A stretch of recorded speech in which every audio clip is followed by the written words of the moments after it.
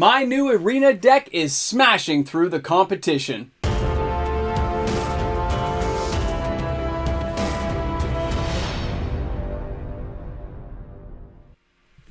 Hey guys, welcome back. MTG Moxman here, trying out a new deck here on Arena I thought you guys would like to see because it's a little more nasty than what I'm used to playing. Alright, we have 4 Depopulates. That's going to be your board clearance because this deck needs a lot of it to get itself going. We've got 3 Invitation only for those nasty guys that have Indestructible like Toski and you got to get them off the map. Or if you just can't deal with your opponent's creatures and you want them dead, make them choose a lot of them. Doomskar is your early form of board clearance. You're going to have to foretell it, get it out on turn 3. That's going to deal with those red, really quick, fast demon decks that come flying at you, all kinds of goblins and quick damage. This is the spell you're hoping to draw depending on who you're playing against. Now, when we go down to our Farewell, this is used to deal with the mass exodus of everything you want off the battlefield except for Planeswalkers. And this deck doesn't care. You don't care if you board wipe everything because that's not the way you're going to win.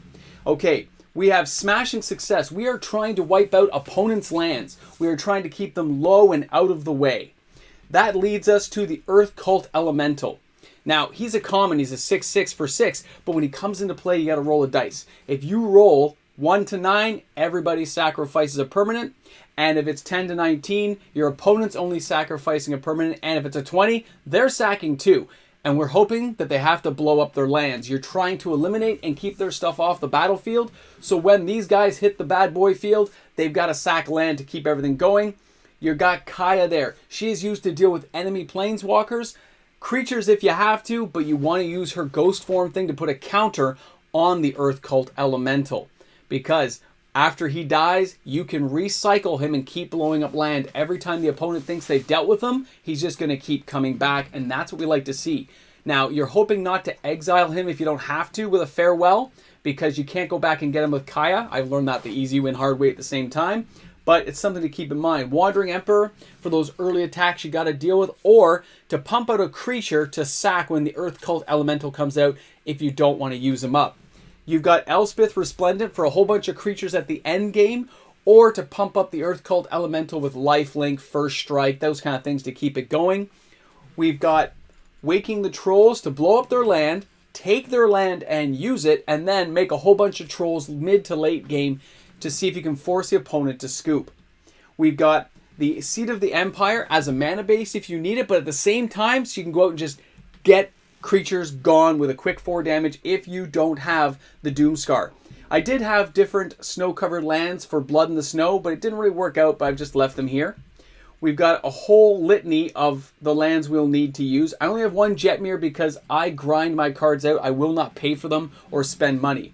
We got the World Tree, and that's going to give us any mana combination we need as things progress.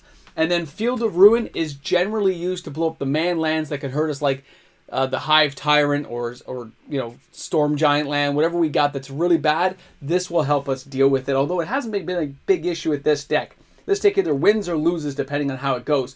So this is the rundown of the deck. Let's get some gameplay, and I'll show you what I mean. Alright guys, so here we go. Welcome back everyone. Now for this video, it is a voice dub over. I was just playing some matches, messing around when this deck really started to work for me. I started putting everything together, kind of synergizing it, and it's a pretty nasty little deck to play with. You're going to want to make sure you have 3 lands in your opening hand. You really don't want to go with 2 if you can help it. I like to always have at least 1 or 2 white lands in my opening hand, and that's because you're trying to use things like Depopulate. You're trying to get to Invitation or a Wandering Emperor to deal with those early guys who could come out and wipe you out. There are lots of games out there where you can be dead on turn 4. So I like to keep that stuff in mind. You can see I've got a little difference of mana going out right now, and I've kept a white in my hand. I like to see what they're playing. I like to get up to that 4 mana, but I'm not in a rush to do so. I want them to be guessing about what kind of deck I'm playing, because most people are not expecting what's been going on. So I'd like to keep it that way and just share the information I've got for you guys here today. When you see this here, I'm going to go ahead, I'm going to lay it out. I'm going to go for white mana, obviously, because I need to always have 2 white at least. I'm going to start eliminating land, and I'll look for the land type they have least of, because I'm not worried about wiping all the land out. Any multicolored deck, I just want to minimize how much land they have and what they can possibly do to me. This is like, it's a plan. And you have to play this deck a certain way to make that plan work for you. Now, I've tried a few variations of this deck to see how it worked. And you can see in the game style here, it won't work every time, because if you don't get a Doomskar or a Depopulate and you have an opponent just bashing away like what's happening right now, you can see this guy's coming to get me. And I'm sitting there going, what am I going to do? So in this case, I thought about the Doomskar. You can see I was thinking, hey, am I going to put the Doomskar out? Am I going to put Kaya out? What's going to happen when I play things out? I go ahead and put the Kaya knowing I can eliminate the enchantment, get it out of my way. This enchantment creature's gone, not going to be bothering me. Sorry, spirit. It's flipped over, didn't it? It's a spirit. But you know what I mean. It was an enchantment. It come back to get me. Get it out of the way. It was nice and pumped up. But look how fast my life went down. Right? I don't have a lot of answers unless I get a board clearance spell. And so far with counterspell decks, I've been 50-50. I'm not winning as much as I'd like, but I'm keeping it in mind. I go ahead here, gonna pump it out. Now, what I'm thinking here when you guys watch me play is I'm saying I can wipe it out, put the counter on. Next turn, she goes to 3, right? Kaya's back at 3. I can eliminate something else and lay out the new Kaya. I can put the next Kaya out. So I can eliminate something, get the next Kaya out, and right now that seems to be what's been working. You gotta plan things as you see it. You gotta have a little strategy, and you gotta think ahead of what's gonna happen.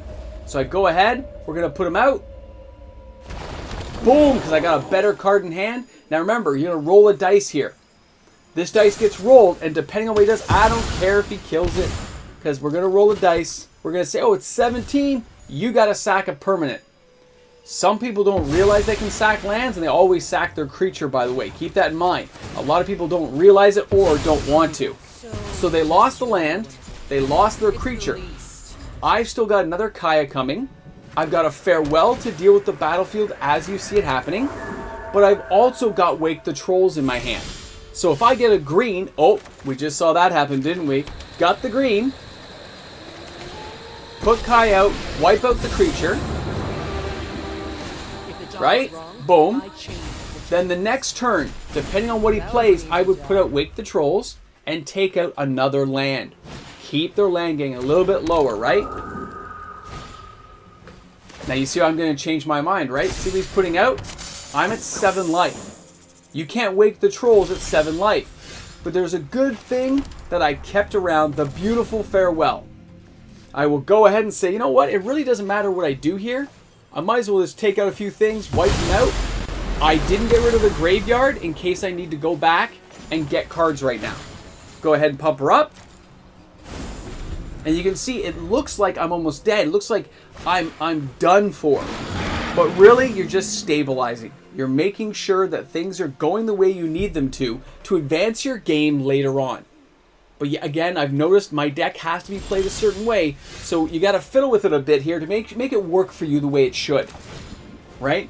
You're always trying to think ahead to the next move, but a lot of times you just got to keep the board cleared until you can stabilize things to your next move, your next movement, your forward momentum in your deck to get to that win.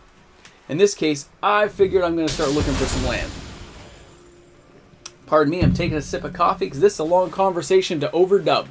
I know, guys. I like having fun with this stuff. You got to enjoy the game. I like to meddle on Arena and save myself my money. Don't pay for anything. Grind it out and see how it plays. If you like the deck, you can try it out. It didn't cost you anything on Arena. But remember, Arena is out to get you. It likes to make you lose, and I hate that. But can't be helped sometimes. So wait for him to finish up. There he goes. He got it done. And look, I got another invitation only. But in this case, smaller creature I can deal with. Go ahead with Wake the Trolls. Let's wipe a land out. You notice I'm starting to kind of pinpoint down to one land. Take out the creature. Now, I've got 2 things on the battlefield. They're down to 4 land, and my land is ever increasing. And of course, I still have Invitation. Now, I don't like drawing a lot of lands this late, so when I saw that land, I wasn't happy. I was like, oh, just in case, because wasting an Invitation only to deal with that creature kind of bothers me, the idea I would have to do it. And there's me looking to see if I had Awake the Trolls, sorry, the Gomlald land that can turn a troll and destroy land. I was seeing if I had it out there, it can get confusing when everything gets the same color from the world tree. At least in my eyes it can. You know, everyone's got their own thing. So, he's got a couple of green, a couple of black. He's pumping out some more stuff saying, hey, I can pump my guys up. I can get another world tree, but now we got some trolls going here. You can see how this is going to go. They decide it's not worth the battle. They give up the ghost, and that's what happens. All right, guys? Now, don't worry. We're not done yet. There's another match I want to show you guys. Now, again, this is just showing the same deck in a slightly different playing format against another opponent's deck to give you guys a feel of how it plays against different types of decks. The overall win on this has been higher than some of my other decks, and that's why I show you guys.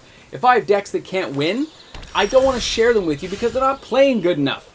A deck of mine has to win a certain percentage. I want to see enough wins, and I don't mind the games where the game's just putting one over on me, gives me no land, and makes me lose. Like, I have 29 land in this deck. 27? 29? 29. How did I possibly not draw land when it's almost a 50-50 land base, right? When that happens, I don't blame my deck. I blame Arena for hating me and just wanting me to lose. So don't take that stuff personally, okay? That stuff's going to happen. Don't stress. It's just a game. Play another match and move on. But I am sure if this deck is actually built for and played for in Standard, it's going to do pretty well. It's going to play pretty nice. I'd love to actually build this deck at some point, play against some friends and see how they do with some decks they could build only using Standard cards that are in format right now, because it's very interesting to me. Some of this land destruction is kind of few and far between. People aren't expecting it. So when you nail one mana base type only, and people have got multicolored spells to cast, they can't cast them. They can't do anything. Now, this always kind of worries me. When you get the wolf out there and it's coming to get you, I start to worry. Because this thing can get pumped up and get insane quick because they start giving it counters, they start pumping it up. You know they probably got, you know, the blizzard thing in there where it faces off against your creatures when it comes out.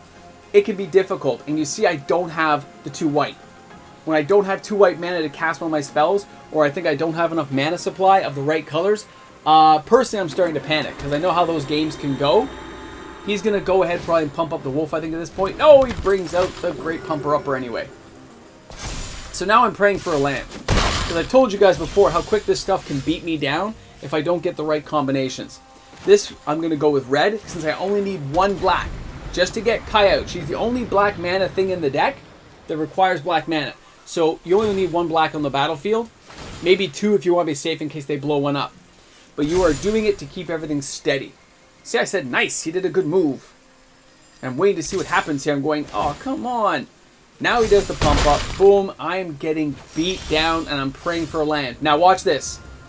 I know I'm going to lose it if I lay it, so I tapped it for white mana first, laid out the new one, kept the Seed of the Empire in play, and now I can cast a board wipe. Understand, I don't like doing that, but I had no choice. Between wiping his entire battlefield clean or dying the next turn, I'm going to take wiping the battlefield out. Yes, I lost a land for doing it, but it's okay. Because you just got to hope you get your next one there. See? That's why I'm showing you guys. I can only have 1 in play at a time, but I could tap it for mana before that, which is great. Now, he's got 3 land, I got 6. Regardless of what I roll, he's going to start to lose stuff now. He's got to give stuff up. He's got to say, oh, what am I going to give up? And he's got to decide. When I'm blowing up their land and making them lose stuff, he's got 2 land, I've got 6. He may be able to deal with my creature. He may have stuff out there. But I'm at 12 life. And I've got a big, giant 6/6 beastie out there. I've got all the mana I need. I can sit there and wait for him to cast stuff out. You see, I showed you guys that I've got the Wandering Emperor because I can attack, wait for that to attack me, and wipe it out. Right? He's going to take the hit thinking he's ahead. So he's like, you know what? I can get enough damage out, 1 or 2 pump-ups, and I can really get my game going again. I can deal with that guy in a couple turns. He won't have me dead. And that is normally like a very logical thing to do. You're like, hey, I got it. I can go ahead and do it. But he's probably second-guessing himself. He's going, well, am I really? And then you go, oh, here comes the Wandering Empire. And the Emperor comes out. Gonna give you a beatdown. Let's exit that. Let's gain some more life. And then the next turn, I can pump up that beautiful land-destroying beastie out there. I know it isn't meant to destroy land, but it can. And if you ever face a deck that has lots of tokens, you can actually go ahead and use Farewell to deal with those tokens too. You can say, oh, no treasure tokens for you, because they will sack treasure tokens at every opportunity, of course. They got 4 land, and I've got 8. You see where I'm going with this? You're just kind of minimizing it down. And normally you'd hope to get a Kaya or something, so if they do kill your creature, you can like resummon it again. Even from exile, remember, so it's really nice to have that counter on top of Kaya. Oh, it kills my poor guy. He did the 4 damage though. So now I can start selectively blowing up land to get more land and thin out my deck a bit, because I do have a higher mana base, right? I don't want to have a lot of mana constrictions. I want to be able to get the cards I need, and the last thing I want is 26 lands in a deck and something goes wrong. It drives me insane. But when he's down to 1 life, he's probably thinking, what am I going to do to him to make it happen? Do I have anything that's going to stop him? In this case, he puts out the creature. He's got the nice little 3/3 beastie. He has to block everything I do, so I'm just going to keep hitting him, right? You can see here, oh, look, I think I'll blow up more of your lands, right? Let's focus on blowing it up. So I focused on red, so it minimizes his mana combinations again. And of course, he has to block. Now, this creature gives him another smaller creature after it dies. So I know he's going to get to go again. He's going to have another chance. But he still has to find a way to kill that creature and move his game forward. And that's very hard to do with only 3 mana on the battlefield. Remember that. He's got a very limited mana selection. He knows he can't do that much in terms of any of his high casting cost spells. So he's got to hope to lay out small creatures and draw land to get back into the game. And I'm really not giving him a lot of breathing room because the trolls are going to come out in 2 turns. Next turn I'm taking a land from him, and who knows what else I draw, and then I'm going ahead and getting 3 or 4 more trolls than he has. He's got 1 creature, he knows he can't attack. And here you can see him waiting. I'm waiting to see what he's going to do. You're like, come on, we're going to blow that bad boy up, or am I going to look at it? Do you know why I didn't blow it up?